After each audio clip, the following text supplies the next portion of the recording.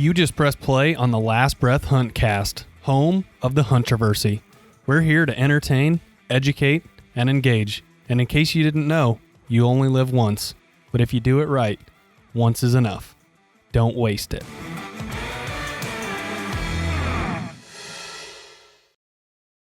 Good morning. We do not know how you're listening to our podcast right now, whether it is on a Tuesday, a Wednesday, a Friday, but we want to make this really well known before we start this podcast that this is a 3-part series. We've got more experts lined up, but yesterday we had Chris Kriener on our podcast, who is an absolute legend in Michigan. Yep. Kills triple-digit coyotes every year. He's actually received what award? The Michigan Predator Caller Award of the year? Yep.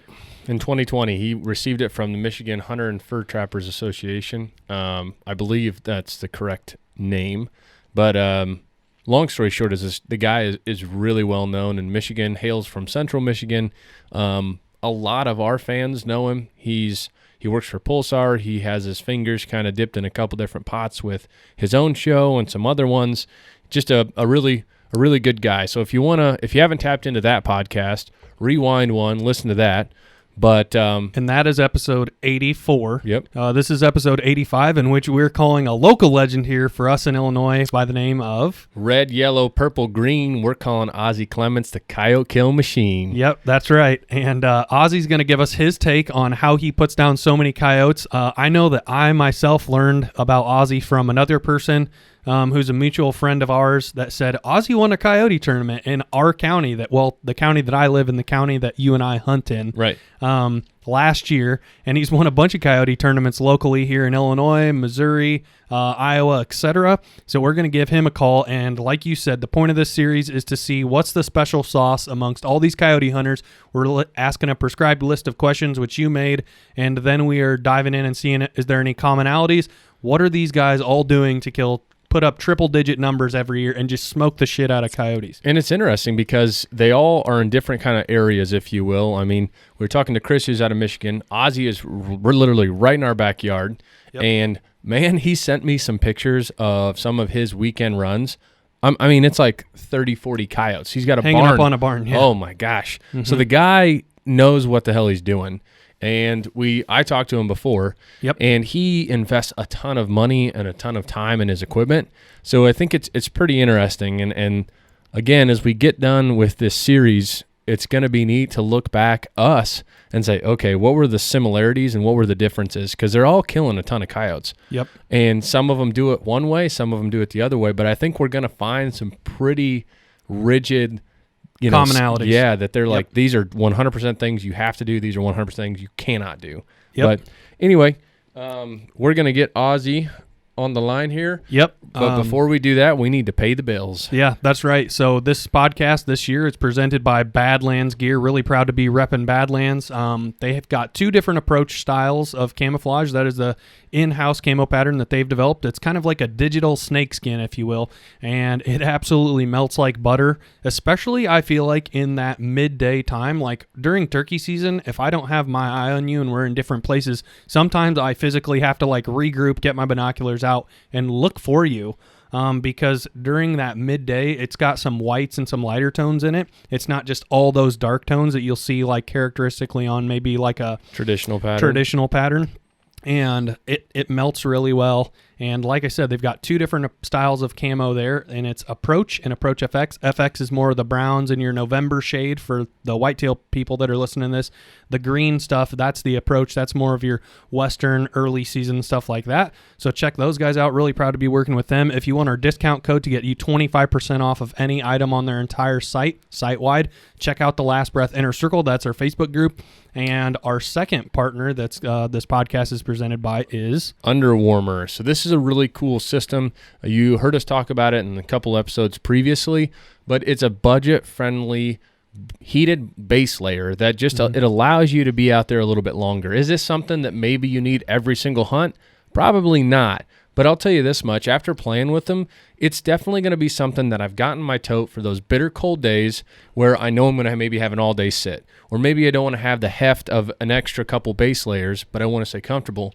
This is, it's got 8 different patches that are air-activated, heat, pads. And, the thing that we've talked about and we noticed is that it's very comfortable, sustained heat. It gets you just warm enough to stay comfortable, but it doesn't burn you. Mm-hmm. So the applications and the outdoor side of things is very diverse. Obviously any type of hunting in the winter weather, ice fishing, if you're trapping. Some of our friends are farmers, right? This is brutal cold. Calves are starting to drop. Something that you can slip on when you're going out to check fields. If you are a parent that has just you love watching your kid play football, but you hate that you're always chilled, this is another great option. I mean, there's tons of applications in and outside of the outdoor niche, but after that, I think we're good. Badlands, like you said, the camo pattern is really unique. It melts. I've noticed that when we went out west, it did incredibly well. That's where it's developed. And then back at home, like you were saying, with those light patches, it just dissolves. And then Underwarmer, obviously, it's a budget-friendly way to just put you over the edge, to stay comfortable in those cold temps. Yep. So we're going to get into our episode of how to kill more coyotes, strategies to kill more coyotes this year, strategies to call in more coyotes. This is a very educational series we're putting out here. Again, episode 84, that was Chris Kriener. Episode 85, Ozzie Clements. Let's go ahead and give the man a ring and see what the secret sauce is for killing more coyotes in the eyes of Ozzie Clements. Hello. Mr. Ozzie, hello. Thank you for jumping on and taking some time. This is kind of our second go around with this, so it'll be a little bit easier. I think I got it figured out. So I usually talk on speakerphone. I wonder if that didn't have something to do with it. Oh, don't worry. It's kind of a godsend because I've got Grant now, who's actually the co-host. He was dying to talk to you. Several of his buddies, they drink your Kool-Aid, man. They follow you on Snapchat, Ozzie, and they're like, this dude pounds coyotes. Yeah, no, I definitely go at it pretty hard and do what I can to them. I think last year we put down, I watched 312 fall. Jesus Granted, Christ. that's not that's including a couple summer trips out with my buddy Daniel Patty in Iowa. Holy crap! I believe we made a trip to Nebraska last summer. I think it was last summer. And no, it was 2 summers ago. So yeah, no, that had just been a trip to Iowa. 3 trips to Iowa, I think, and one night hunts. But dude, Ozzie, I would shit kittens if I killed 30 in a year. You're 312. All right. So without any further ado, that's an incredible number. That's a number that it's borderline unbelievable, dude. Like we're happy if we kill 10 in a year. Like that's a fun year for us. We can kill 10. I can't imagine 300 something coyotes. God dang. Did we lose you? Nope, I'm here. All right. So without any further ado, Ozzie, that is one hell of a way to open up the podcast. Why don't you give everybody your 3-minute commercial? Because we know who you are, but the listeners might not. Definitely. Ozzie Clements. I live in West Central Illinois. I'm about an hour west of Springfield and about an hour east of Quincy, Illinois. Kind of born and raised in this area. As you guys talked, picked up a Snapchat. I kind of started about 4 years ago pushing on Snapchat. Kind of wild, rowdy, killing, hunting, piling shit up, mushrooms, fishing, you name it. And it kind of blew up. Picked up a pretty good following there, and it's been really good to me. There's a lot of good people in there, just blue collars you can get though. And it's been a fun ride. You can find that Snapchat at America for Legend 69, MERICA 4 Legend LEGEND 69. You can also find me on Facebook. I believe I'm maxed out on friends, but just go click the follow button, and I believe that you'll see anything I post throughout the winter of big coyote pileups, and we get chasing the fish in the springtime and in the summer. And, should be a pretty good follow. I don't think that anybody will regret unless they are what I consider maybe a snowflake. It's not snowflake approved. Oh no, it's probably COVID free too, right? Yeah, no, there's no mask wearing on these. Hell yes. So that is not to get on a side tangent, but you noodle some giant freaking flatheads too. Yeah, so I actually, and I don't know, if anybody's been this close. I didn't realize the state of Illinois, they don't recognize anything in the records for anything besides pull and line, but I didn't know that at the time. Last summer, no, it wasn't last summer, summer before, I caught an 80.8 pounds. It was like 8 ounces from the state record. Jesus. By hand. Yeah. And by the time I found out, I didn't even get it certified weighed. That was off of a Cabela's scale that I keep around. But so I don't know, as far as exact ounces, it wasn't on a certified scale because I never did go do it because I found out even if I did break the record, it wasn't going to count. Yeah. Well, I That's a guarantee big ass fish. That's one hell of a wild ride too. Yeah, no, it's a good time. That's pretty well when spawn comes around. I love hand fishing. I love killing dogs. That's pretty well what I chase flatheads in the spring and summer real hard and bank pull quite a bit and try to kill dogs all winter. Well, you actually went out hunting last weekend when it was brutal, dude. Oh man, I'm telling you right now. So I've hunted some wild stuff. These competitions, when you catch foul weather, there's no backing down. You got money on the line. You got to go. And we bailed out. So we hunted Friday night. I killed 7 coyotes.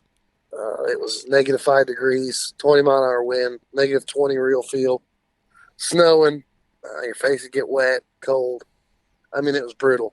They put an update. It was an online hunt. The Eastern Elite. It's kind of like the Super Bowl of coyote hunts. I've taken second in it the last 2 years. But a hunt that size, you have to have weather on your favor. I mean, if you don't have decent weather, I don't care how good you are, you'll never win a hunt that size. Right. It's just not possible. I don't care if it's a guy's 10 times better than the rest of the people in the hunt. If he's got bad weather, he's going to lose. There's no way. You can't beat Mother Nature.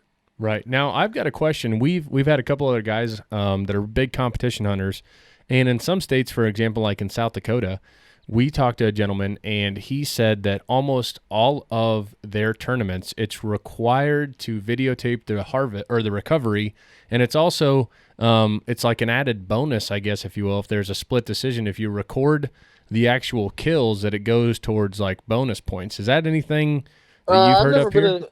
I've heard a little bit about that. People filming, with these pulsars. Pulsars there's a lot of filming stuff out on the market now, especially at nighttime. I would say maybe he's talking about some daytime stuff. I'm not really sure. It was all daytime. Yep. Yeah, I've seen some hunts posted that do say you can record and it's extra points. Not something I've ever fooled with. I haven't seen a whole lot of them, but that brings a whole other aspect. You talk about filming. Oh yeah. It's way more than I'm willing to put into it. I'm more of a pile man.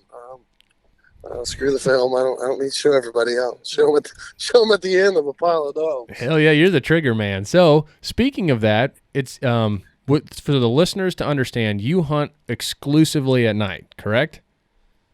98% of what I do is at nighttime, correct? Yep. So, knowing that, let's kind of dive into the gun and your optics. I know we talked about this before, so dive into your go-to gun, what what caliber it is, what you have on top of it, and then your tripod setup. Yeah.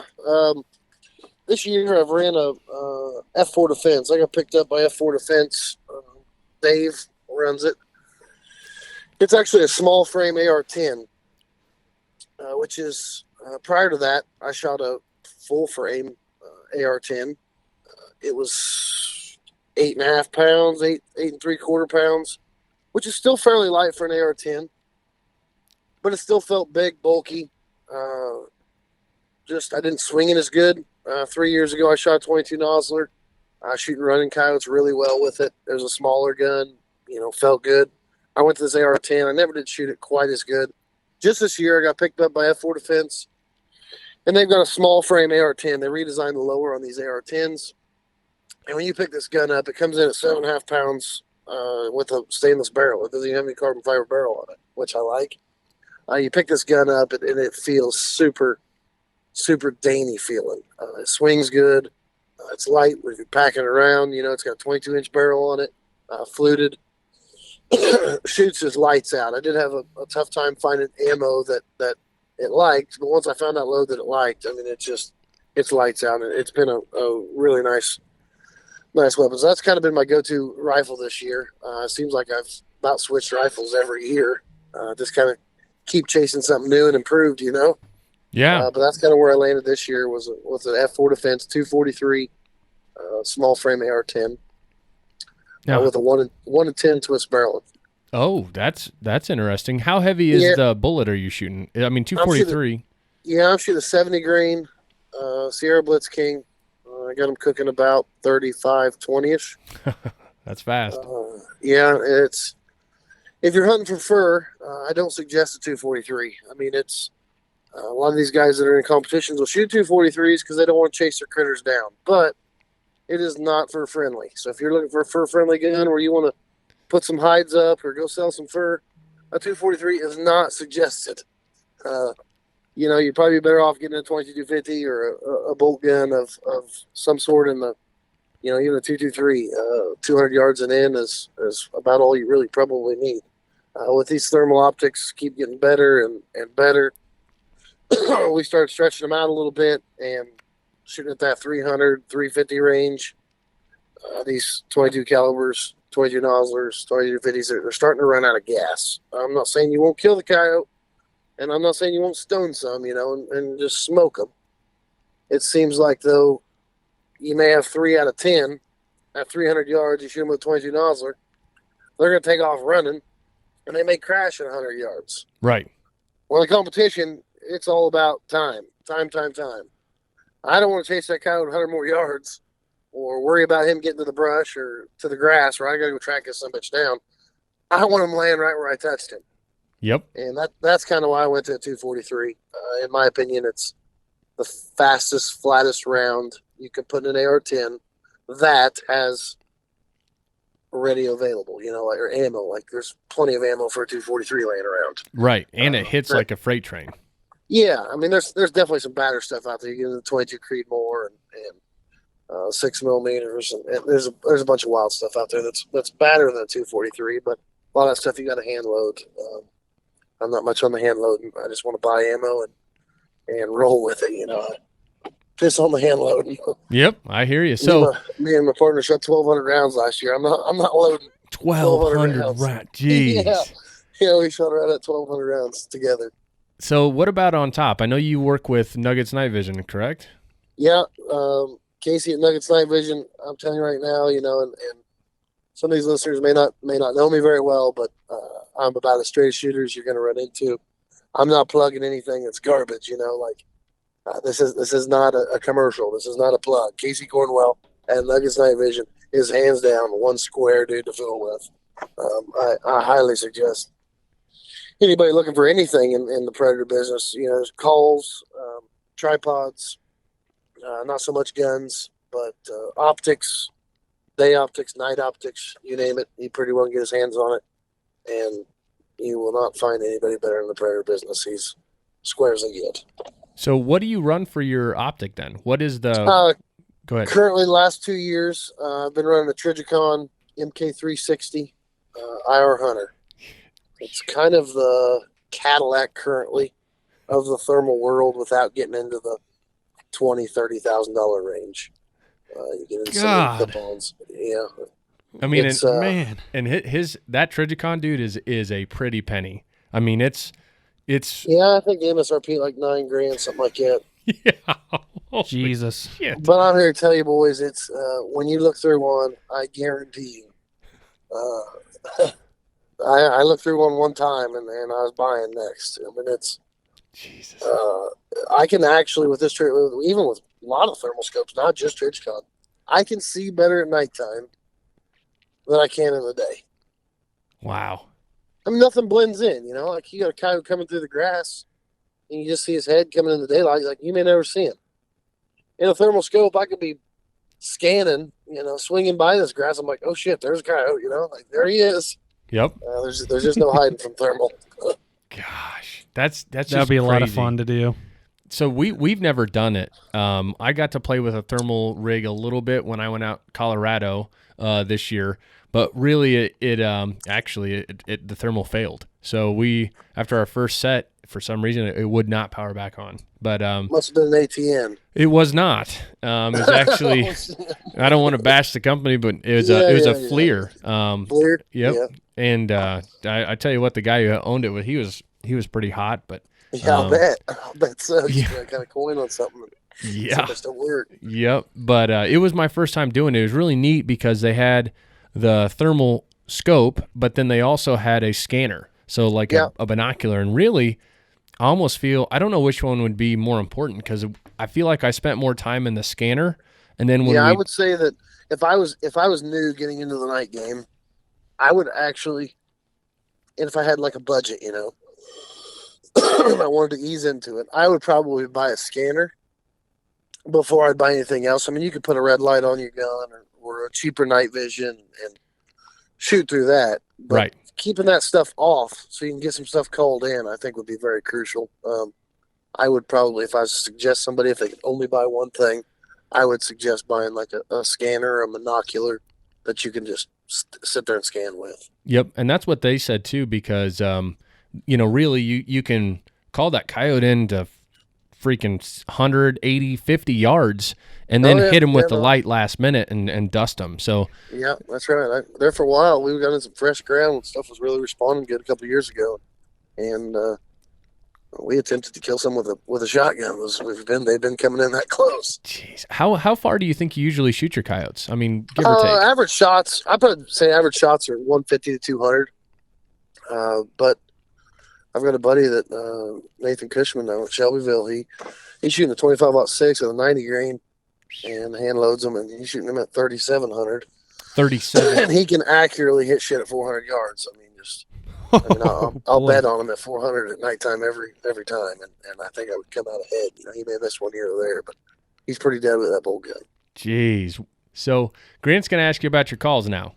Yeah, before we get into the calls, Ozzy, I got a proposition for you. Next time you come up and hit the Team Mercer County Coyote Tournament, I will come hump you around all night and film the whole thing if you'll have me. Badass. I didn't hunt that this year. Is that where you guys is from? Is up around that area? Yes. Yeah. Yep. So we deer hunt in Mercer. I live in the very northeast corner of Mercer, and Garrett lives about 3 minutes northwest off the line. So there's an old boy up there by the name of Alan. I think it's Alan Edwards that piles some shit up there. Yeah. He does. Yeah, that name's come up a lot when we've been talking to our local people, like who do we need to get on here? And next time you go, come up this way for the Team Mercer County tournament, that 24, 48 hour tournament. Yeah. Let me tag along with you. I'd love to go and just watch that happen, which gets me into my question that I have for you here. What calls do you use? A lot of it depends on time of the year. I've really ran about everything, so I'm strictly electronic calls. I'm not bashing the hand calls. You get in some tight stuff in the daylight with hand calls. I'm sure that they can probably outperform an electronic call. I run a lot of vocals late season, early season, a lot of rabbit distress. But I'm big on getting the sound away from me a little bit. We run our call on a tripod. It sits about chest high. Get away from us a little bit, take it upwind if we need to. We can drop people off and take the truck farther upwind. And if there's a heavy wind, we're worried about things, swinging on us. But I've run Fox Pros. Currently, I'm running a Lucky Duck. They all got good sounds. There's so many aftermarket sounds now, with MFKs kicking out badass sounds and Rick Ballett. Yep, I believe he's coming on. Yep. He's got some really wicked vocals. In my opinion, probably the better vocals on the market. Tony Tebby, he's kicking out some wicked shit. There's a lot of aftermarket sounds to choose from. Some of them are locked though, where MFK's only going on Fox Pro and Rick stuff's only going on Lucky Duck, which kind of sucks. But it's because there's kind of like what I think is the best call. I may not be able to run some of the sounds that I think are the best sounds on that call because they're encrypted and they won't let you put them on there. I know it. Which kind of sucks, but it is what it is. So, yeah, I have an X-Wave. I've got 3 Lucky Ducks. I've got 2 Shockwaves in the house. I've pretty well daddled with every electronic call. I've never owned a Primos, I don't think, but I've owned a pile of electronic calls in Jeez. the past 7 or 8 years, and they all work. Every one of them will work. So It's just getting into your calls, like you were talking about a rabbit distress early season. When do you ditch that, Ozzy? When are you like, nope, not using that anymore? Now I'm going to go strictly vocalizations, which would be howls and things like that. and a lot of this will actually depend on like where I'm at. So a lot of this area that I'm hunting, I've gotten big enough kind of around this area. I pretty well know the majority of people that are night hunting, and I kind of know where people. Not I don't know everything or know everybody that hunts, but I try to take a guess on who's been in here and how they call. Are they stuck on vocals, or is this a? Do I think there's going to be an old schooler rolling here and try to day hunt it, and he's got his hand call and he's rabbit squealing, or do I think it's some young kids running around in their pickup, setting the call on top of the hood, screaming rabbit, and whatever I think that somebody's done there, I just try to do something different. There's no one set way that I go and like, yep, this is my sequence. This is what I'm going to go do. I kind of just feel it out. And if I'm in a tighter spot with a lot of cover, I may play strictly rabbit, or some bird and play different prey distresses. If there's a lot of cover, if I think that we're in an area where maybe I think there's a pack living down in a holler or a patch of brush, and I think there's I'm in that coyote's home or his home territory. I'm real close to him. I might fire out some howls. So as far as giving somebody a sequence, like, man, that's a loaded question. Because a lot of it literally just depends on the scenario, the time of the year, and how pressured I think that is. And maybe it's even pressure to vocals. Like some of the stuff these night hunters are figuring out how well vocals work. This year, I've played more rabbit than I've ever played in probably the past 4 years. Huh. Because I think a lot of people are playing vocals now and they're starting to figure the vocal world out, and they're starting to get a little smarter to it. I know, like this last weekend, I didn't think we howled at all. It was cold. We didn't hear no coyotes howling. We didn't howl hardly, but maybe 2 or 3 times all night Friday night. We played rabbit the rest of the time. So literally, it just depends on weather, who's been there, time of the year. I will say that if you want to try the vocals, wait till that mid-January, even mid-February when stuff starts breathing, stuff starts getting territorial. You play some lone howls and then some challenges and get aggressive with them and go into some fight sounds. Seem to work pretty good mid-February, early February, whenever they're breeding. Right. So speaking of howls, every coyote call that you buy usually has it's called a locator or a siren. Is that in your arsenal of calls where it just sounds like a pack sounding off? Do you ever play that? I've got a couple that actually start off that way. One of them's Piss Serenade 9. I'll flat out tell you from Rick. Yep. And it starts off like a kind of a serenade, but actually goes in and turns into a fight. I've caught a lot of dogs into that. But as far as just going out and firing a friendly locator, I don't do much of it. I try to stay as small as I can. My thought process is if you got a pair of coyotes over here, or maybe just a single male, he's out roaming around, and you fire that locator up, and it sounds like a pack of 5 or 6 coyotes. He's thinking, oh, shit, I don't want to go there and get my ass kicked. Maybe I could take 1 or 2 of them, but I don't think I could take 6, Right. Whether they really think like that, I don't know. They're coyotes, there's never, I think that's why it's so enjoyable is about the time you think you got them figured out, they'll throw you for a loop, Well, I thought it was interesting. So just actually 2 days ago, got off work and I just needed to hunt, and I'm lucky that I got a farmer down the road that lets me coyote hunt. He was right at sunset, and I just hit a male howl, and then I cut the volume by about 60% and hit a female howl. And I had, I don't know, he was a younger male, come right into those calls. He never answered, but it was less than a minute, and here he come over the hill, to just those 2 howls. Yeah, that's right. There's them boys that whooped my ass in this last tournament. I think they played a lot of, had that same scenario that you just said kind of worked.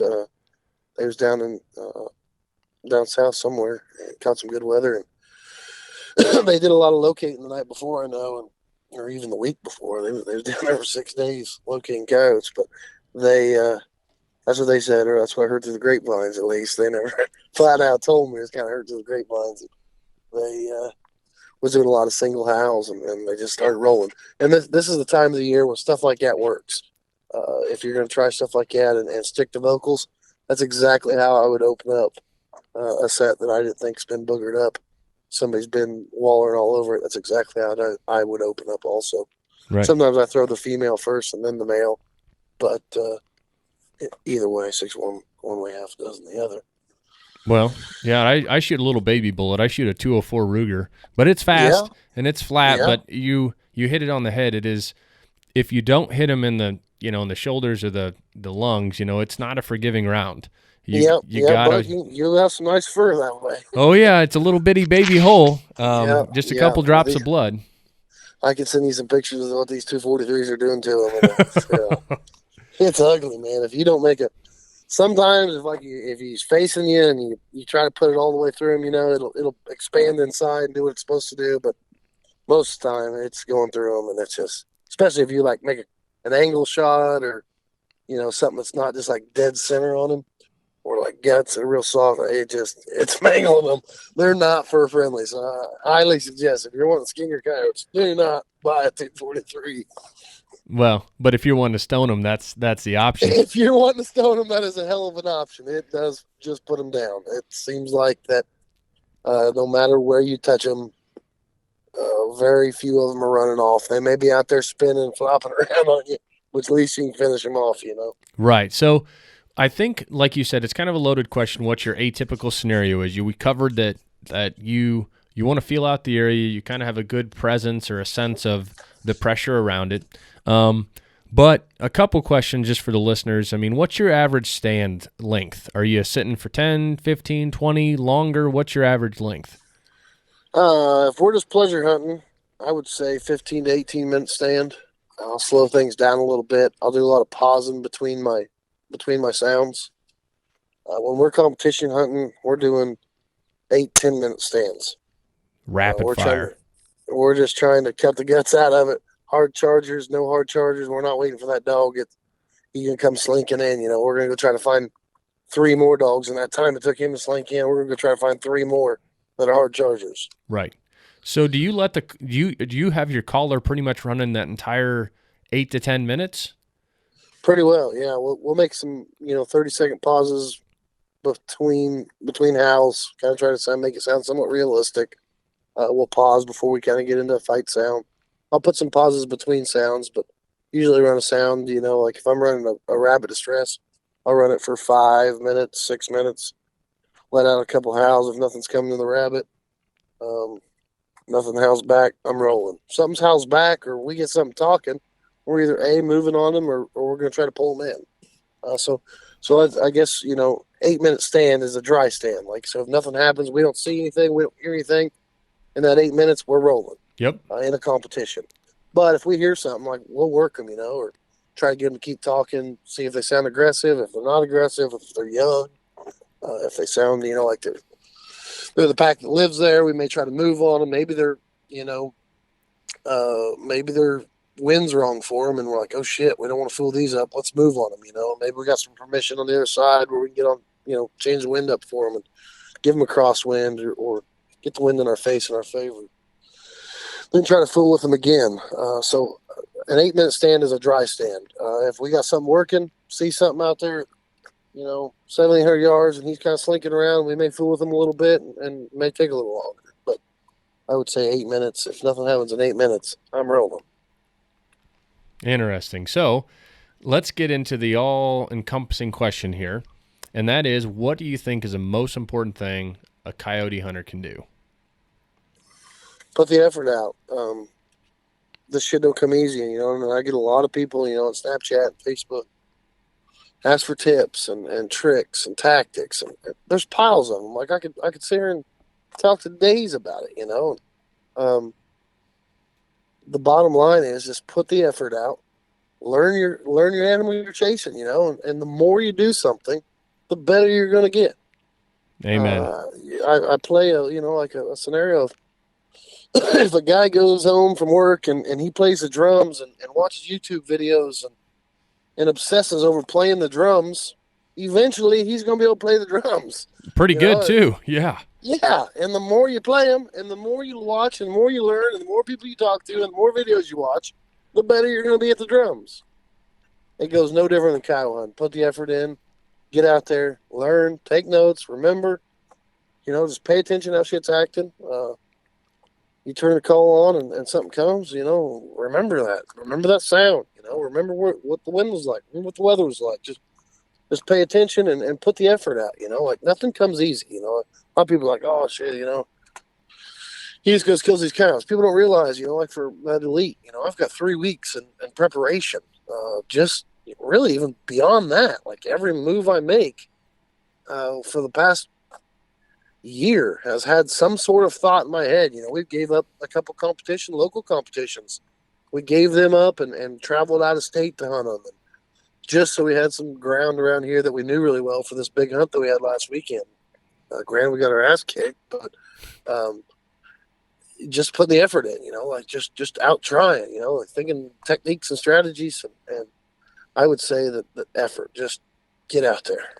Now, the reverse side of that question then, Ozzy, is the worst thing a coyote hunter can do. Man, not pay attention to the wind, for sure. A lot of guys, don't realize how far these coyotes can win you. I think we talked on the first time we tried recording this. It was crazy. Yeah, no, I was up Nebraska, and we caught a bunch of wind up there, and there's some big rolling hills up there. And they even shocked me this last couple of years, how far on a 15-mile-an-hour wind, how far a coyote can actually smell you. Now, granted, I'm a stinky son of a bitch, so it might be farther than the average Joe, I'm out there burning Marble NXTs and carrying on, farting, snorting, whatnot, I literally have had coyotes win me at 700-800 yards, just like they just hit a brick wall, like you just shot at them. They'll be circling or, like shit, they're going to catch a wind. And sure enough, that right coyote that's been fooled with before, and he's circling wide, he hits your wind, and it's game over. So I never let my wind blow anywhere I can't see. I don't want, especially day hunting. Like if I'm day hunting at all, I am 100% going to be able to see downwind. Man. Even at nighttime, I don't ever want my wind blowing into any cover. I'll give up a spot, like even if it's a dynamite spot. I'm not going to go in there and risk fucking them coyotes up winding me just because, like, well, that's the only farm I got. No, I'm going to sit at home and wait till it's right and go get them, or go put the effort out and go find another piece of ground that the wind is right for, Well, Don't screw them up. I got one last question before we get into the would you rathers, which I changed them up. And oh shit, gotcha. And the question is, if you could give somebody the best entry-level thermal, what do you think the best budget-friendly thermal out there is today?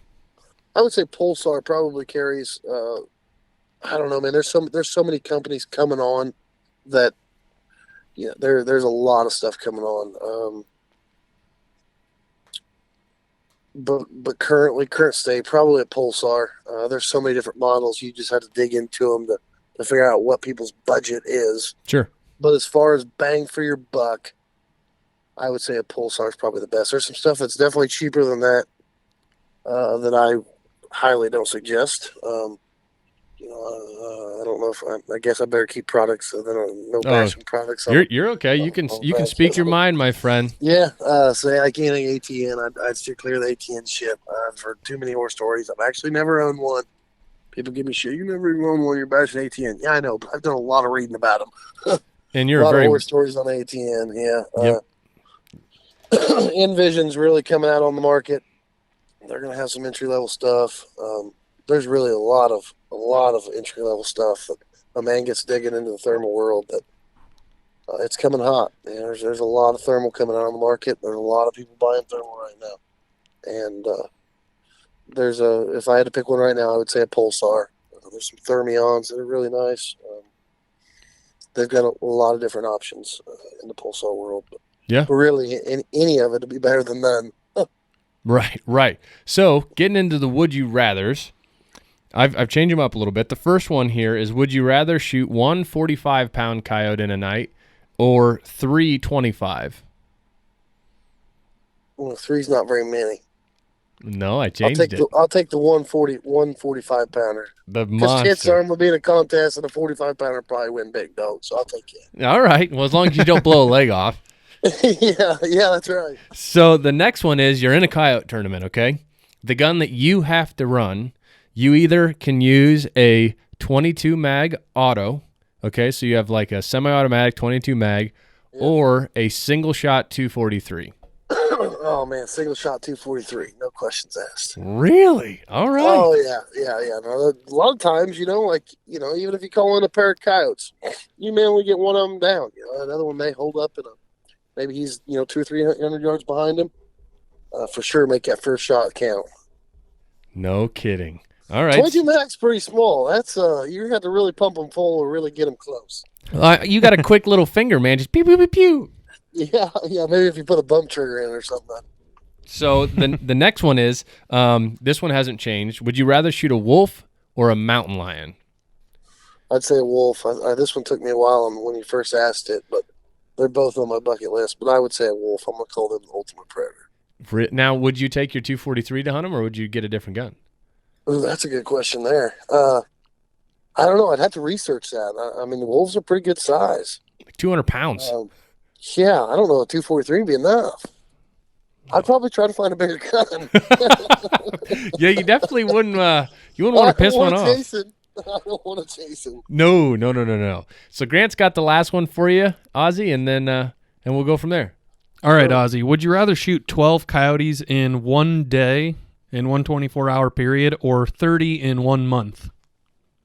I'll take the 12 in one day and spend the rest of the time bellied up at the local watering hole. Hell yeah! What's your local watering hole that you go to down there? The old Lipstick Pig here in Rushville, Illinois. Hell yeah! Oh, you're a Schuyler County guy, huh? Yeah, that's right. Yeah, the old Lipstick Pig. I bartended in there a couple days a week, and we have a hell of a time in there. She throws some real big parties on the weekends, and you have to look them up too. The Lipstick Pig. Pig. Well, if we ever make our way down awesome. there, we are stopping. And what days of the week do you work? They're all up in the air. You just have to text me, man, to really pin it down. During the winter, I don't do a whole lot. I haven't worked here in a couple weeks, but during the summer, I spend a lot more time in there, and I'll work a Friday, every other Friday or Saturday night here or there, and yeah, you boys have to come down sometime. Belly on up, the old pig. All right. Well, we'll take you up on that. And so, Ozzy, again, thank you for taking some time. Your podcast is going to be live on Tuesday next week. Yep. I'll make sure and shoot you the link. We've already got the artwork made up. I've got a barn spangled with coyotes that you and I don't know who the partner was in that picture, but I mean, I don't remember which one I even sent you. If it was one with Nate Stranifer or if one with my other buddy John Matthews. I don't remember. I don't know either of them, but all I can tell you is that you have a barn full of coyotes, and that's impressive as all hell. And then one more time, and fix this if I mess it up. It's America for Legend 69, correct? Your Snapchat? Yes, sir. Yes, sir. All right. Well, any last words before we send you off, my friend? And kill dogs, man. Just keep after it. I appreciate y'all and having me on here. All right, buddy. We'll talk to you soon. Thank you again. Thanks, Ozzy. Yep, see you. God, he hammers the shit out of them. That's a guy that I want to drink beer with. I feel like Absolutely. he lives a little wild, and I think it would be an interesting night to go down to the Lipstick Pig. That's a great name for a bar, by Oh, the way. my God. Yep. The Lipstick Pig. I think, Matt, you might have some competition. I mean, 80-pound. 80-pound flathead. That's a Catfish? I don't even know. I don't even know what that looks like. I don't want to. I want to know what it feels like. Like, when Matt wrestles a big Probably one. like a 2-foot machine vise with sandpaper gripping your arm. Really hard.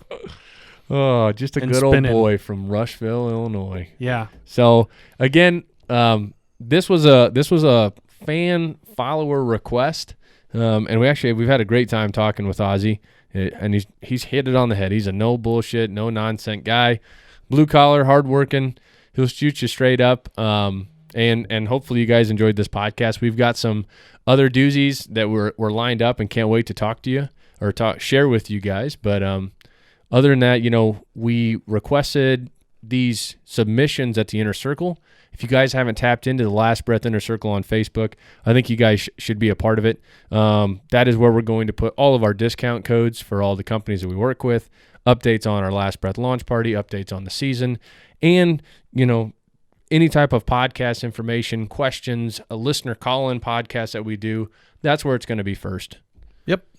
And like we touched on at the beginning of this episode, this is a multi-part series. Yesterday, if you missed Chris's episode, Michigan coyote hunting legend today, Ozzy. We got somebody from West Central Illinois.